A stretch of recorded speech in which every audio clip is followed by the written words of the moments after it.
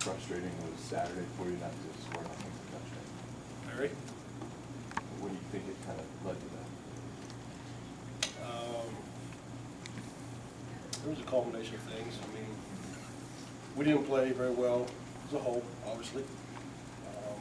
It's disappointing because I thought we had good 2 weeks of practice. Our kids were ready to go, and we didn't coach well enough to put them in the right situations and execute like they should have. So take responsibility for it. We got to do better. We got to coach better, and we got to get our kids playing better than what they did. You know, our defense got 2 touchdowns for us. I don't care about anything else. They got 2 touchdowns for us. We've been putting up points all year long, so disappointing whenever we don't respond. This is the first time I think we haven't really responded as an offense. So it was disappointing. How did Matt respond to getting thrown in that situation? Well, I thought he did okay. He battled. You know, he didn't play clean, but for his first true time in terms of importance, I thought he went in and gave us a little bit of spark and moved the ball. And we got some points before half. We should have had more, but thought he did some good things. So I was excited for Matt, and hopefully it's something we continue to keep building on. You went double tight sometimes and Yeah. changed the thing. What does change when he goes into the game? You know, we probably do a little more read stuff with him. Utilize his legs a little bit more probably. The base runners are still the same. Philosophy's still the same. You may just utilize, once again, the skill set of what the quarterback does, what he can, well, not what he can't do, but what he does maybe a little bit better, or what he's strong suited as. So we try to use his legs a little bit more. Coach, if Matt ends up playing, how important is this week? Yeah. Very important for all of them, but I mean, you know, I tell them all the time, every rep you take in practice is gold. It's gold. Every rep. And you gotta approach it that way. It's a Big Ten championship rep. Every rep. And when you approach it that way from every position, we'll get the product that we want. And that's what we continue to keep preaching. Right, and you struggle with the run game going, you've seen it going, Well, I think part of it, some defenses now are really starting to throw numbers down in the box and try to get the extra hats. Minnesota had 8. Most people put 7 in there. Minnesota had about 8. So they really try to concentrate on getting the extra numbers. We tried to throw some RPOs, dropped a couple. We should have made catches would have really helped, I think, open some things up. Had a play action one time with a shot, and we got sacked because we had a missed protection off our tailback one time. So there's some things, like I said, we got to get cleaned up that can help us. But I think people are starting to tune in a little bit more, trying to take the run away by adding extra numbers. And that's nothing new. I mean, it's just a matter of us executing. And I think there's some things we can do that can help our guys. And just, once again, when we execute the plays that are designed to tackle teams do that, it makes everything better. We just didn't do that Saturday. Trayvon, that game, what's that mean for the rest of that receiver group?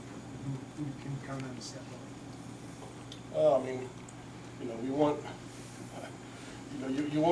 you have a group of guys that've been playing a lot.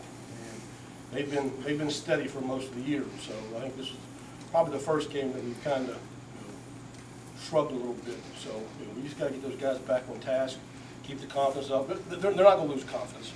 I'm not losing confidence in our team at all.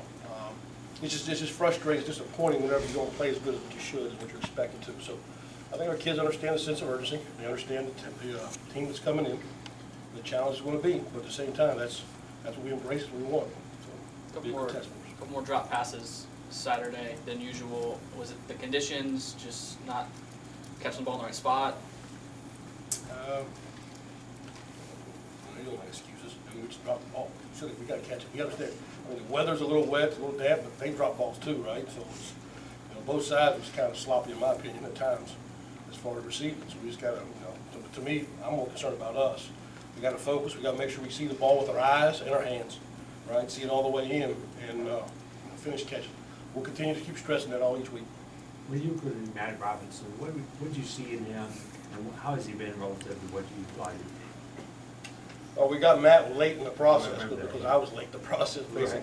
Right. So most of the guys that actually have been signed or somewhere else, so as we scoured through to see what else was still there, Matt was probably one of the better guys that I saw that was still out there unsigned.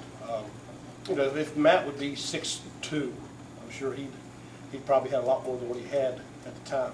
Yeah. But I just think, his film was very consistent, he had very productive. I mean, his highlight film was about 15 minutes long, just play after play after play, at a strong conference in California. So he's one of the best in the country. So, his game film, his highlight film, just his footage and all the different tangibles that he brought, kind of fit to what I was looking for, So I like the kid, like the person, as you got a chance to meet him. I thought he fit the mindset, the quarterback that we're looking for. He's still young, he's a redshirt freshman, so he's still learning, but at the same time, I think Max got a high upside. Well, it looked like there was a clip on TV, maybe Kendrick said something to him to kind of maybe help settle him in. How did you see the guys kind of help him settle into that environment? Yeah, I didn't see that. I don't know. I think, I'm sure they were giving words of encouragement. I didn't ask him. I just said, baggage had him, you're ready to go. He's ready. So he wasn't nervous. He wasn't, gun shy. He was ready to go play. And I thought he did went in battle, competed. Now, once again, he can play better, but at the same time, I thought he competed for us. Rod, first time maybe receiver to do separation, one of them kind of going into this, because Johnson played the same way, I would assume. Well, yeah, you probably have to wait and see, right? They're primarily a man-to-man team, and a lot of press, a lot of pressure. So you're right, we do got to do a better job of getting separation. I can do a better job of helping our guys as well, and we'll go see what happens. Kind of going off of that, during these last 3 games when the offense has maybe struggled or stalled out, what are just the types of defensive coverages that the offense has maybe just kind of stalled with or kind of struggled with? I don't know if it's necessarily a certain coverage as much as, it's more of an execution from our standpoint. We've seen every coverage there is. Cover 2, 24, two on one side, 4 on the other, we call cover 6. Man, zone pressures. I mean, we've seen it all. So it's not that one thing is bogging us down at times. It's more of an execution, in my opinion. Like I told our guys this morning, it's 11 guys. This is why football is the greatest sport, because it takes 11 guys at one time. At one time to execute a play. If one guy screws up, it can mess the whole entire play up. If one guy messes up, if all 11 do their job and do what they're supposed to, strain to the edge of the whistle, then great things can happen.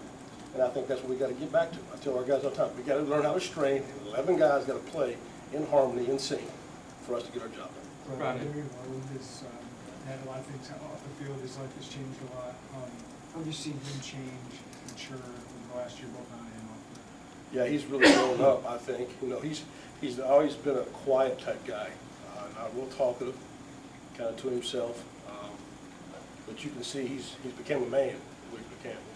The boys became a man, and he's got other responsibilities now that kind of helps speed that process up a little bit. But at the same time, he's taking care of himself. He's changed his body. His mindset's completely different. Darian Lowe's been tremendous for us. I think he's still. I think his best football still ahead of him.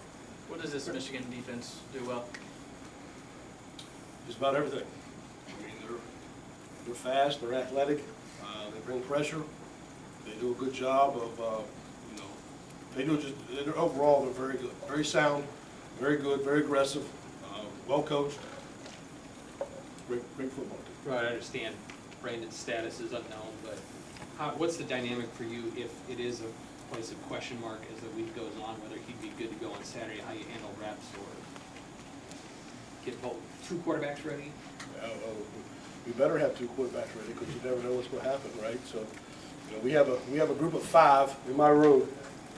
So depending on who can get reps and who can't, we'll divvy it up then. We got Matt and Brandon both were not Matt, but Brandon and Isaiah both were we're on the injured list, I guess. So you got Matt Robinson, Karan Taylor, and Cam Miller, right? So if the other guys can't go, then we'll get them reps and get them ready to go. If the other guys are healthy, then we'll definitely get them reps and get them up to speed. Ron, was Isaiah able to practice last week, and do you expect him to be able to be back in practice this week? I hope so. We'll see. I haven't heard yet, but I hope so. Do we have some of the players back here? Brandon knows this team pretty well, the team you're playing Saturday. How much can he help you on or off the field in terms of just, sharing knowledge and that? He's got enough on his plate right now, not to worry about that, because this defense is good. So I don't think he's gonna, he's not in the business of doing that. We're not either. I mean, that's been so long ago. I don't know what he remembers, what he doesn't remember, to be honest with you. I don't think, I know I haven't asked him, Lovey hasn't asked him, I don't think, so it's just, that's been the past, so it is Sure. what it is. To me, that's overrated too. Okay, really, that doesn't do much good. He has also talked openly about looking at that game, when he signed the interview, Michigan was on the schedule, all his buddies were on the team. How disappointing would it be, for you personally, maybe didn't get this place in the game, if he doesn't, but how much are you going to work in? I hope he's a good player, I think, so. But his health is the most important thing. Right. So we gotta make sure he's healthy.